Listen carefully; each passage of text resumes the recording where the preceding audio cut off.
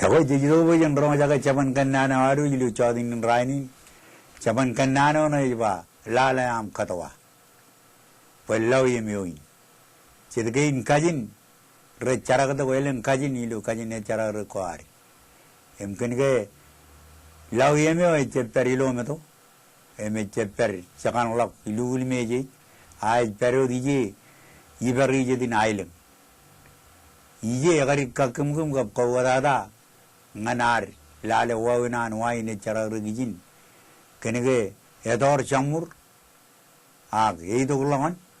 eidu giman eidu gire argen nyowi gorallap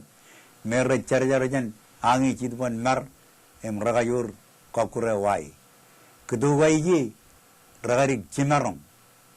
emagani labair kayur jan keduan lomedo kenege keduan lomedo rejidu ulu angju imechap elang wawina rido echapai no dije ilu lau yemi pue ko chojo kajibarok ngan wawina am kajarbal em karrolo wain ilu kedu lingi rejwalo do jan arin eni ilu tarijite ya ko je cara rugi em ko tutoro rewa kon lale am Kōtwa pelau yemi oi ko chap charwane ka ko ilugun lale bo ije ko iligdi ko mejanwa mejgo rakaru ko chap ribada ko ilukun ridu ridak ko lale leng ko lale lal ko lale man ko lale longon ko lale rear emlale bungdun kudui ilo air den karolo loai ko ugo doai bo alang kurumu kenan tordu giman ewa wai na tamreli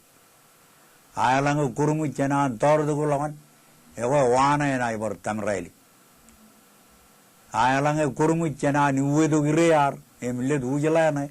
wana emarungun dora munere mugu jagam bulak kuyum rajak em kolak pedulak ewe ya to kolongan pedulak chenga kwar tardak em reba egaru magajin aga ya to pelawin awal ben nan gein rallak imragayur rechar jaram chabar janiji rajwa lawiem tarigedin eni emijo ko ilukun kajipara wewe ko jamin lo pa yagaru magajin ya dok pelawin ilo meto ko rolo meto laga kona ilo jan tarigedin eni kenege kolak ugo jagam pulak kuyum rajak ibarigedin eni ego kona pedulak kenjangan pedulak ko ya dok emreba yagaru magajin aga ya dok pelawin ajriwan kumun kana ilale wawin nan gini na kajarbali lo amina irutola me cara rugbe kumun jawiyo nan ne ba egaru magajin aya to pelagui okay diane inong ewe janai bar charjarwa jigen jon nanin bye na dogen wawin inong ko ar eman rutoro ar